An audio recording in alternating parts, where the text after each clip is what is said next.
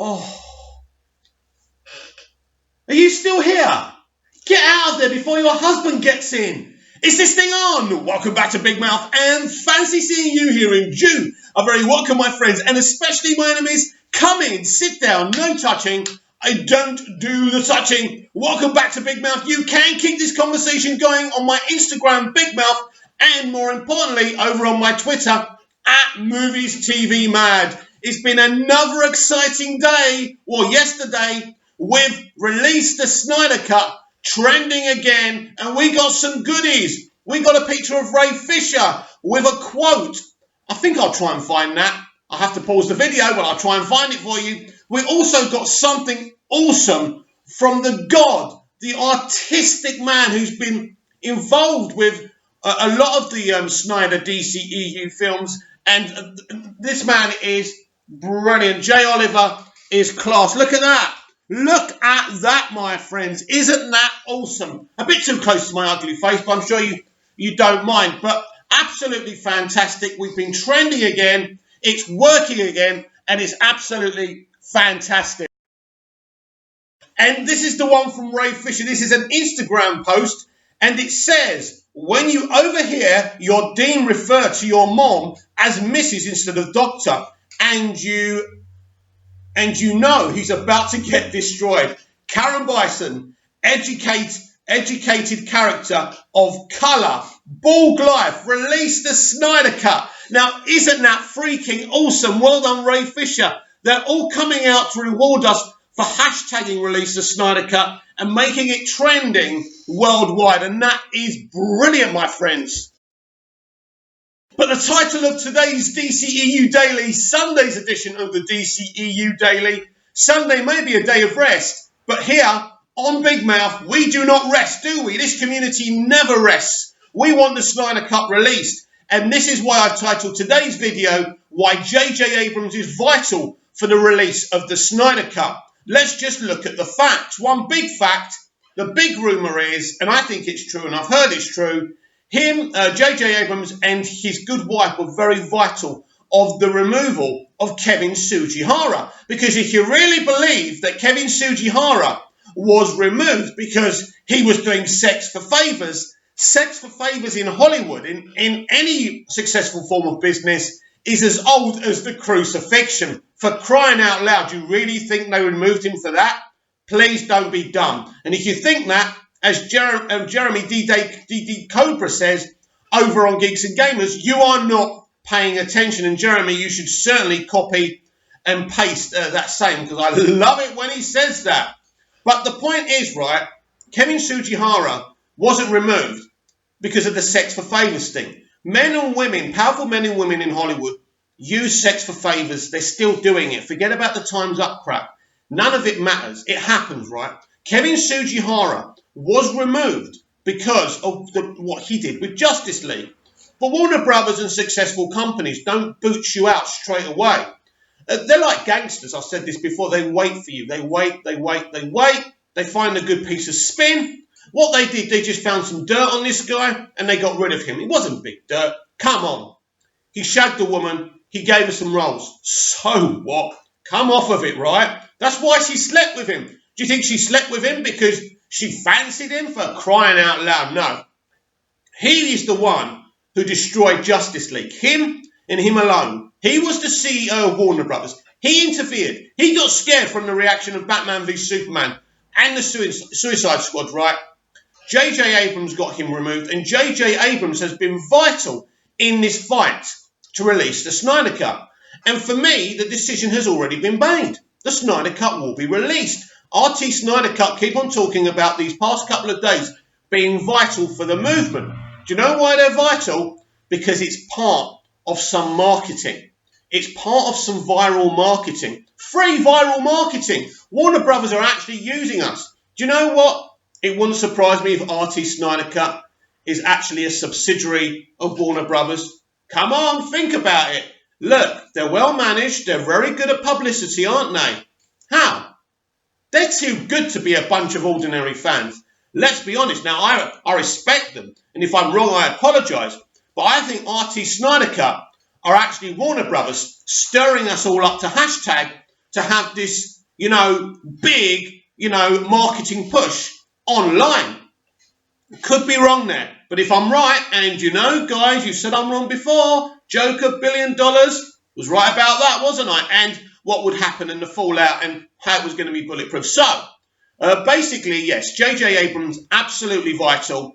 I think he's been vital for the battle. I think he came in, he told Warner Brothers what he wanted, or the bad robot deal wouldn't happen. And he wanted his friend, Zack Snyder, to be reinstated, running the DCEU. Yes, he is going to write Man of Steel 2 with J.J. Abrams, and I believe that Zack will direct that movie. His arc will be re-implemented after the Snyder Cut is released. Now, to a lot of you people, this will seem like hot air, just a YouTuber with a bit of clickbait. It is not. It is not. This is going to happen. What happened to Zack Snyder, we don't want to go over it again. We know the truth. We know the truth. He was sacked, right? After trying to go back and redo his Justice League to fit the criteria that Sujihara wanted. But it was never going to work because Zack couldn't sacrifice his vision and the vision that we embraced in Man of Steel and Batman v Superman and destroy it. So he had to go. So either he quit or he was fired. So they spun it around. They even forced him to come out and say he needed a break because of Autumn's death. These people are powerful. Powerful. Say what we want you to say or we'll destroy you. But Zack was clever.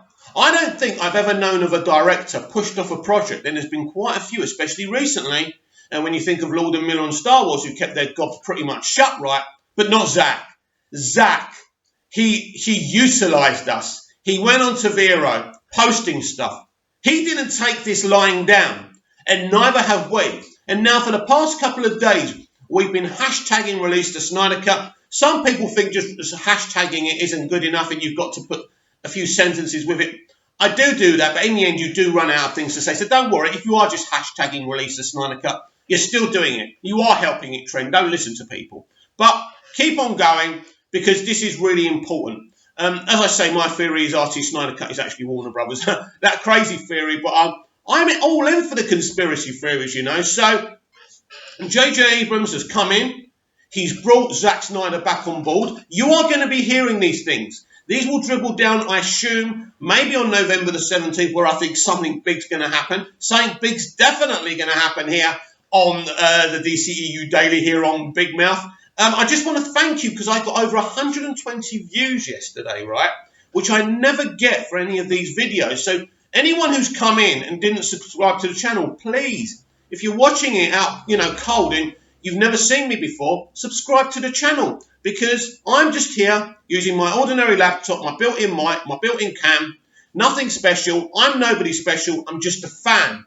So yes, absolutely, we owe J.J. Abrams a lot. I even atted him yesterday on Twitter with my Release the Snyder Cut hashtag and said, please stand with us and help us release the Snyder Cut. Now, I did this because I know he's been pivotal and vital for this to happen. It is happening. The decision will be made. Just because you haven't heard the announcement doesn't mean it's not in the planning. It's in the planning. It's in the planning for Zack to return.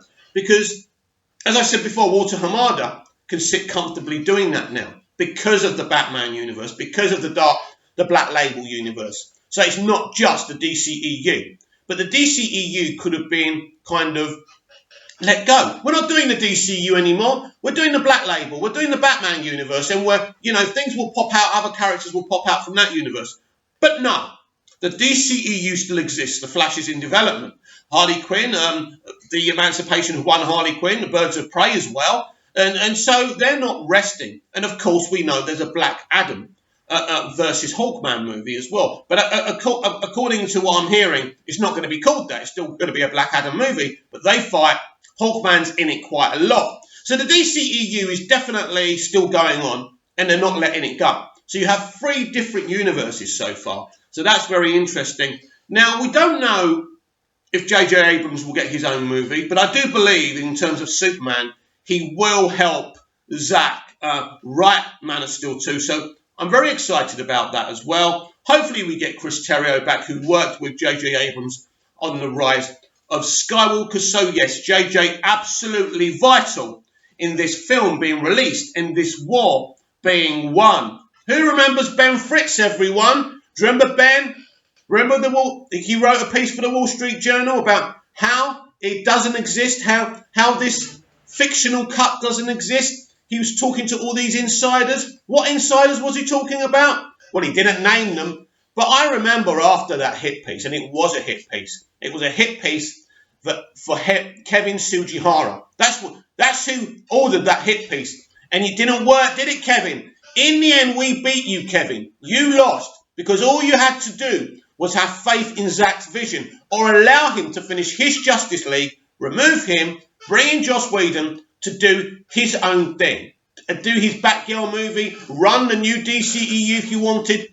But what you did had no class. So, you know, Ben Fritz's hit piece, he'll never be forgotten what he did. He did a hit piece for a studio, allegedly, right? And that, my friends, will never, ever be forgotten. So yesterday, while I was joining you all on Twitter to hashtag release the Snyder Cut, I decided to watch Man of Steel. You know, great freaking movie. This is the movie that started the whole DCEU off. And who would have thought we would have got to a position where we'll be fighting for Zack's cut of Justice League? But that's exactly what we're doing. Now, John Campea is a very interesting man. He started off at Collider. He does the John Campea show every night. He's got some really interesting opinions on the DCEU, but he is a fan of Man of Steel. And this is what he said, and I'm not sure how old this video is, but I think it's kind of new. Right, let's hear what John Campea has to say about Man of Steel and its critics. Shane Roxas writes, "Hey guys, are either of you fans of Mr. Sunday Movies? I've spoken to Mr. Sunday Movies. The Weekly Planet, I always thought a civil debate about Man of Steel between you two, Mr. Sunday and his partner Nick Manson, would be incredible. There's no point in it. There's no point. I know that Man of Steel is one of the greatest comic book movies. It is the most underrated comic book movie of all time. I've heard all the arguments that people make to try to make it sound contrary, so nothing is going to change my position. People who dislike that movie, for whatever their reasons, have heard all the arguments about why they maybe should like it better, and they still hold their position. So there's really no point in a debate on that issue at this point. Everybody on the planet already has their minds made up about what they think about Man of Steel. A debate on this point would be no help to anybody. I just want to point out, I am also a Man of Steel lover, and whenever I hear people who are detractors of it, they're not actually reviewing Man of Steel. They're talking about stuff that isn't in the movie, and they're talking about the way the character has been portrayed elsewhere. But very few times have I heard anyone who doesn't like Man of Steel actually deal with what's on screen in the movie, and it drives me crazy having those debates. That is absolutely fantastic. Well, it's true, isn't it? It's absolutely true. Now, even though John doesn't really want to have a debate about Man of Steel, first of all, let me tell you about John Campea. He says a lot of shit I don't agree with. Now, everyone has a point of view and everyone has a right to an opinion, and we have a right to disagree here on Big Mouth because this is what the channel is for. We are staunch supporters of Zack Snyder's DC Cinematic Universe, and we are also big supporters of what Walter Hamada is doing with these different pockets of the DC world of movies. I'm a DC fan. I don't apologise for that. And anyone who comes after DC has me and Big Mouth to answer to. Right. But I want to talk about what John said and what the other guy said. It's something Burnett, isn't it? Great guy. He made a great point, didn't he? He said when people criticise Man of Steel, they talk about it not being their Superman, not being the Christopher Reeve Superman or the comic book Superman, inspirational, he doesn't smile enough, he shouldn't have killed Zod. Right. We have debated here on Big Mouth about the killing of Zod. Now, probably, when David S. Goyer did it, it was probably ill-conceived. Christopher Nolan was right to question him on it. Now, the whole idea was that this would teach Superman, give him the feeling of not ever wanting to kill again. It would be kind of an origin of why Superman doesn't kill. Now, in terms of the actual film, and within that moment, he actually has no choice but to kill Zod. He hasn't. He doesn't want to do it. He's devastated. He's crying to the high heavens afterwards. And then Lois embraces him. It's a very compelling moment. And I've also told you before, every time I saw it in the cinema, the air was sucked out of the theatre. Amazing, shocking moment. You just didn't expect it. I think Man of Steel is one of the best cinematic movies I have ever seen. Man of Steel is not just a beautiful movie, and all Zack's movies are uniquely beautiful looking, brilliant. The effects, visionary, but this is what people don't give Zack credit for. He gets great performances from actors. Yeah, the haters out there will say he doesn't, but he does. Michael Shannon gives one of the best villainous performances in comic book movie history. He does, right? Did he just turn up one day with no preparation? No, Zack helped him get there. That is the process of making a movie. And if you don't know that, you're not paying attention. If you don't know how a movie is made, a director is literally in charge of everyone. And the director is a motivational guru. He has to tell them where to stand, how to look, and if they can't find it in a take, he tells them just imagine this. So Zack Snyder is a great director. Now, if you don't like his style, that's up to you. I'm happy for you. But don't say the man can't get performances out of actors when we've seen him get performances out of actors again and again. Do you know my reaction when I was watching Man of Steel throughout it? I was like, oh my God, oh my God, oh my God. It's like when I was watching this trailer and I stayed up till about 3 in the freaking morning for this trailer. I mean, the Nokia trailer's awesome, but this trailer is the best. I stayed up so excited. I mean, Superman's my character. This film looks and feels the way a popcorn-chomping cinematic superhero Superman movie should be. It has everything. Great flashbacks.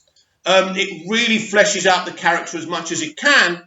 And what I love about this film is that Cal puts on the costume without being Superman. He's not Superman in this movie. He's Cal.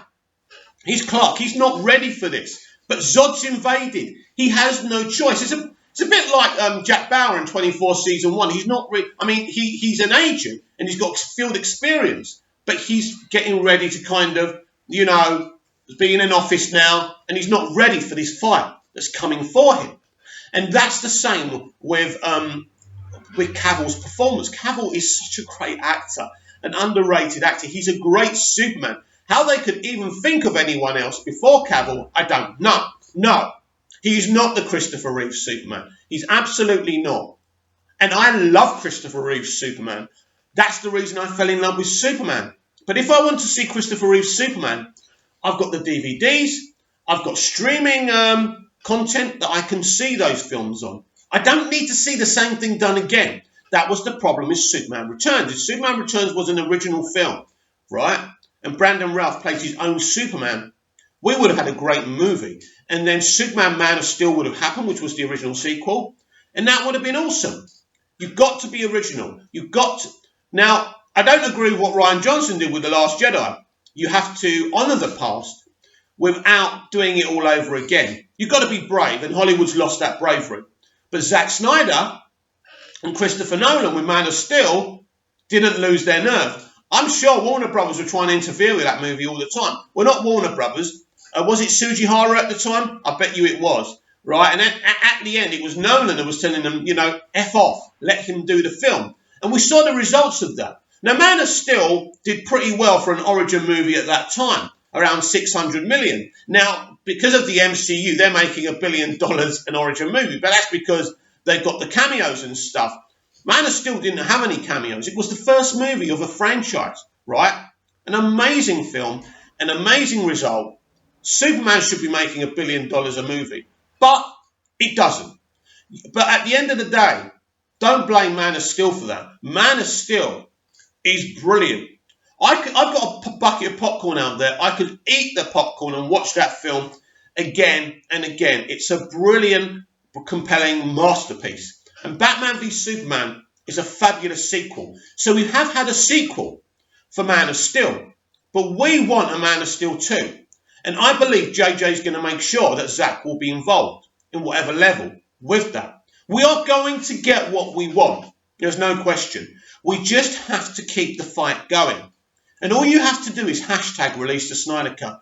All you have to do is start your own YouTube channels, for Christ's sake. And again, a shout out for Chris Wong Svensson from Ping Pong Flicks. Yesterday, he did his Ping Pong Flicks show. It was so inspirational, so positive. The guy hasn't got a negative bone in his body. I mean, for me, he's one of, as I said before, one of my inspirations for starting this channel. But he's talking about the hashtagging and the trending, and it was absolutely brilliant. You can tell, he started the channel to talk about DC, no question about it. And the DCEU, Man of Steel, really inspired him. But then he kind of had to change his mentality when the whole Justice League thing happened. And basically, most of his videos are about Release the Snyder Cut. There's always some element of Release the Snyder Cut news and goss, isn't it? And he did the tinfoil hat thing. So he's amazing, right? I go back.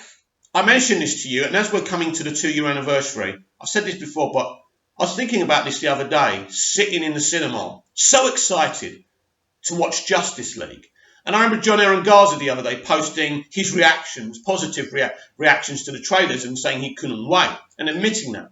That's great. It's important to understand we were looking forward to this movie. And we were excited. We just thought that Zack had to go because of Alton's death, and we understood. We believed the crap. Of course we did. Why wouldn't we? We thought Joss Whedon was a good man who was going to honour what Zack wanted. And we thought maybe Joss could be involved in the future in other DCEU movies. Joss Whedon's a genius, right? We thought it was all going to be good. So just sitting there watching this film, and I can recall really excited, like the DC logo coming out with all the characters, and you're thinking, wow. And then the Warner Brothers, and then the kind of camera thing. Now, this is interesting for me because I've also mentioned this before, that I actually didn't notice the bad CG on Natasha, and I actually quite like the opening scene with the kids. A lot of you are going to say, why do you like that scene? Basically, because I like the fact it shows you what Superman meant to the world before he died, and I like it. And I thought, yeah, this is going to be good at that point. Then we had the scene with Batman and the villain, and I also thought that was Zack's scene. I thought, yeah, I like this. So I kind of like this, and they did the music and showing Superman's memorial and all that. I also thought that was awesome. Also, the stuff in London with the heist and Wonder Woman was awesome. So I think a lot of the first act was okay, but then I started to sniff something. I think with the Martha and Lois scene at the Daily Planet, it didn't particularly even look like the Daily Planet. Was it in some broom cupboard or something, wasn't it? Not a broom cupboard, but it was Lois's office, right? And even Lois, the way she was talking, Whedon made her a really weak character in this. And Lois is a strong, independent woman, and she was too weak. That's not what. I don't want to write big articles. I just want to write about cats being stuck, or whatever she was saying, right? That's not Lois Lane. Whether Superman's alive or not, that's not Lois Lane. Yes, she's going to be upset, but she's going to be motivated because of what Superman meant to her when she was alive. So that scene really started getting me suspicious.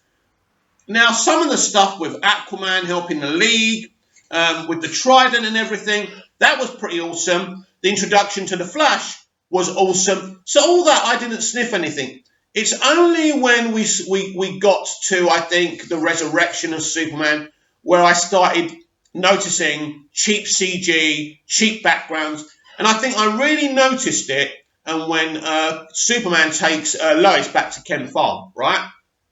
The backgrounds look fake. Henry's smile was so bad. You could tell the CGI. That's when it was bad. And even in the fight with Batman, when he goes, do you bleed? That was, that wasn't. That's when I started to realise that this was a cheap, rushed imitation, and my heart was breaking. Absolutely. When I say my heart was breaking, you don't know how much Superman and DC mean to me. And if you did, and so I saw these fake backgrounds on the Kent Farm. You can tell they're not really there in certain shots. Horrible. So you get kind of the reunion with Martha. I kind of like that. He calls her Ma. I don't know about that anyway. Because he was calling her Mummy Man still, weren't he? And Mom, should I say, how you Americans say it, right? Mom. What is the mom about? But anyway, so that was a bit odd. Anyway, so the Ken Farm really started opening my eyes, and then I started to notice this film was kind of cheap and rushed, right? I think the bit when the league are all standing together and they're smiling, that's when I really saw how cheap this was. I just didn't feel it. Even though I like the sentiment of all them standing together, I don't know if that's Zach's or Joss's. I don't want to get myself in trouble here. I just didn't feel it. I think the thing that I didn't feel, it just seemed to be over so quickly. That bloody phone again. Never mind, ignore it. Shall I put my cap over it? That's it. Right. Anyway, right. So by that time when the league were all standing together, I was so uninspired. But I did like the post-credit scenes because I heard there were going to be post-credit scenes. So I stuck behind. And I think the kind of pre-race of The Flash and Superman, I loved it. I thought Ezra Miller and Henry were amazing together. And Henry didn't look like... The CGI was okay. You could actually see a stubble. But it wasn't so bad, right? And I liked that scene. And I loved the scene with Lex and Deathstroke. So that excited me, right? And I thought that was okay. But by that point, I was heartbroken and disappointed. And I was just sitting there after the credits rolled. And I was just thinking to myself... Because when you love something and you're so excited for something... and it breaks your heart so deeply. And I've told you before, I went in the cab and he goes, how do you enjoy the movie? The cab driver's a friend of mine. And normally I'd be chewing his ear off. And I said, yeah, it was good. And I never said anything else for the entire cab journey. It was like someone had died. Someone had died. That's how it felt. And I come home. I did a few videos on Instagram and I was really honest and brutal. Because the thing is, we wanted to believe. We wanted to believe that Joss Whedon was doing what Zack wanted him to do. You know? But all it was, you know, the theatrical cut of Justice League are the consequences of someone being fired and then a studio going, shit, what do we do now? Oh, I know, we'll get this bloke who we've promised another movie to, and if he doesn't do it, we won't give him the movie. And we'll pressure him to make it under 2 hours and make him rush it, say it's a load of crap. And this is what happened. This is what happened. This is decision-making you should never make. Never make. And a studio making these decisions is crazy. But you have to remember, this wasn't the board members of Warner Brothers. This was Kevin Sugihara. It was too much for him. He couldn't handle it. But now, those days have passed. Believe you me, my fellow subscribers and friends, we are going to see the release of the Snyder Cut. Zack Snyder will be part of Man of Steel 2. His arc will be realised. I have faith, and I want you to have faith as well. Please comment down below. Please like, share, and subscribe. Not just the channel, but the video too. Let's build a bigger community here. And thank you for the extra people for coming in too. It's so appreciated. I shall see you tomorrow for more DCEU Daily. But I did have a skinful last night, so I need to go back to bed. See you later.